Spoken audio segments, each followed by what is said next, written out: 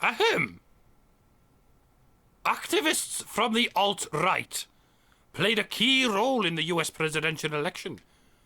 In their online rantings, they frequently claim to worship a mythical creature called Kek. But who is he, and what does he really stand for?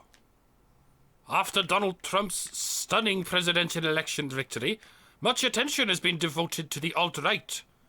This vast, leaderless digital activist movement positions itself on the American right, but it rejects basic tenets of constitutional conservatism, such as limited government, fiscal prudence, and inalienable individual rights in favour of white supremacist identity politics.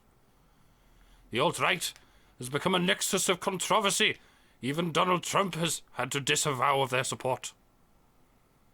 As the alt-right rose to fame, their penchant for using seemingly bizarre coded symbols to spread racist propaganda has attracted heaps of attention. Even Democrat presidential candidate Hillary Clinton sought to capitalize on this. Her campaign highlighted the fact that the alt-right's mascot, the green cartoon frog Pepe, is associated with white supremacy. It's easy to understand why the alt-right turned the ugly bile green amphibian into their flag bearer of choice. Long before the alt-right started to misuse him, Pepe was already one of the most popular totally non-political memes, internet culture in-jokes among millennials and Generation X. Hijacking him and morphing into their propaganda vehicle allowed the alt-right to attract the attention of a whole lot of young internet users who would never have bothered reading a traditional political article or op-ed. Not so easy to understand, for many commentators, has been the alt-right's obsession with a mythical ancient Egyptian deity called Kek. Despite the barnstorming popularity he's enjoyed among alt-right fanatics, on Reddit's The Donald subforum, the possibly largest alt-right influence space on the internet, Kek has been mentioned over 4,000 times. Compare that to just 1,098 mentions of Jesus, 728 mentions of the Bible, to a mere 277 references to Jefferson, and only 389 mentions of George Washington. Clearly the alt-right care far more about the little-known Middle Eastern deity Kek than about the traditional figureheads of American conservatism, such as the Founding Fathers, or in the case of the religious right, Jesus Christ. In fact, one of the most popular posts on the Donald subreddit even depicts Kek as Jesus personified, and alt-righters frequently address him in worshipful language. Where Kek has been mentioned in news coverage of the alt-right, journalists usually don't explain why exactly the racist alt-righters have turned him into their idol. And even if they try, they don't usually get beyond noting that Kek is the ancient androgynous Egyptian deity, Kek, god of chaos, darkness. They also note Kek was sometimes represented as frog-like in ancient Egypt, which may link with the alt-right's ugly Pepe obsession. Of course, the fact that Kek is associated with darkness and chaos may well explain why the alt-right chose Kek, of all the many Egyptian gods they could have selected. Just like some of the postmodernist student far left, the alt-right rejects universalism, the concept of truth and ethical morality. Alt-rightists favour the primacy of a subjective, emotional, collectivist racial sense of belonging over timeless ideals like individual human dignity, individual rights, and free market rationality. In that sense, the alt-right is a classical anti-enlightenment movement that seeks to keep people trapped in the emotional safe space groupthink of Plato's cave, rather than allowing them to enter a rational, free-thinking world where reason and truth can challenge and offend emotive identities. No wonder they would prefer the darkness of the cave over the light of reason. But why would alt-righters, who loathe Middle Eastern peoples and cultures, worship an ancient Middle Eastern god? Why would snowflake racists who never stop whining about the decline of white Western civilization fall in love with an Oriental deity? After all, a large number of neo-Nazis even reject modern Western Christianity because of the view it is too Jewish, too Semitic, too Middle Eastern, and wah. Never mind the long history of medieval European Christian anti-Semitism. The decentral and disorganized way in which the alt-right works makes it hard to chart the origin of their symbols, let alone find alt-righters engaging in a detailed discussion of why Kek in ancient Egypt was selected for reverence. But here's what we know.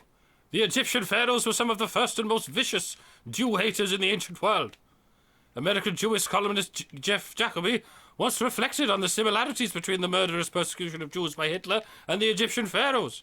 He wrote, "Both were attempts at genocide, and in both cases the perpetrators justified their savageries by claiming that they were the real victims, threatened by the people they intended to wipe out. Some historians have called Hitler a 20th century pharaoh, see chapter 6. So it shouldn't be too surprising that neo-Nazi alt-righters find something to like about ancient Egypt. In fact, neo-Nazis have had a long history of putting their other racial prejudices aside in order to collaborate with anti-Semites who are not white.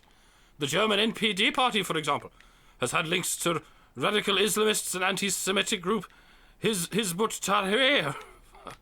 Individuals connected to Oklahoma and the neo-Nazi terrorist and mass murderers Timothy McVeigh may have had contacts with the Philippine jihadist kidnapping gang Abu Sayyaf, according to a US congressional report.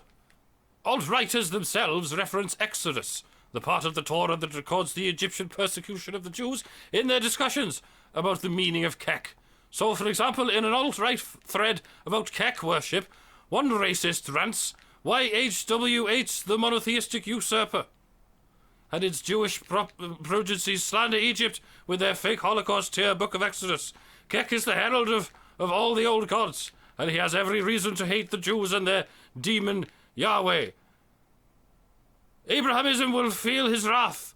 In another Kek-focused online thread, a commenter chimes in, "Your usurper Semite demon Yahweh and its proto-communist spawn infuriated the gods of Egypt, including Kek, which their chosen Jewsonites stole Egypt's magic to make Kabbalah and slandered the very reputation of Egypt herself in the false Book of Exodus."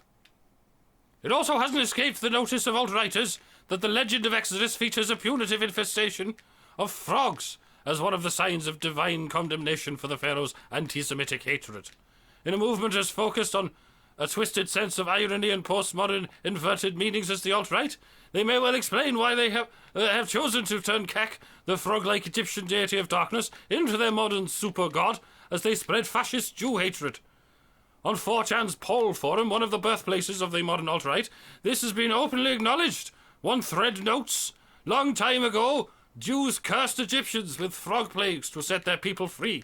Now 4chan is cursing Jews with plague of Keks."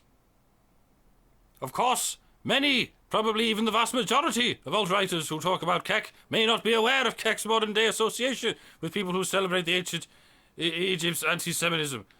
Just like the student radicals of 1968 mostly worshipped totalitarian mass murderer Lenin because they thought it was a trendy, countercultural thing to do. Many alt-righters may celebrate Kek because they see him as the en vogue symbol for showing disdain towards mainstream democracy and social tolerance.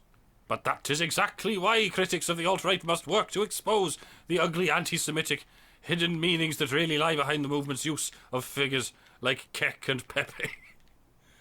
When the use of these symbols is exposed as yet another propaganda trick to subconsciously draw these people into a vicious cycle of stale old Jew hatred and Hitler worship, the alt-right's seemingly countercultural meme magic loses its coolness appeal to the disenchanted, internet-savvy teenagers they seek to recruit.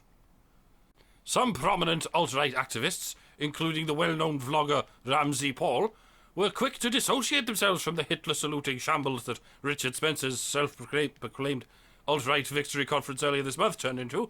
Ramsey Paul even suggested that it was over. Alt-right as a brand, now that it had been associated with the distinctively uncool aesthetics of the salutes. He wrote, "Most normal people can support the alt-right ideas of self-determination, protection of borders, good trade deals, America first, etc. But normal people can't support anything that is associated with Nazism. The brand is now impossible to rehabilitate." Just watch how quickly many alt-right followers will be running away from the movement's core symbols when the public starts to recognize them for the hateful obsession they really represent. Ugh.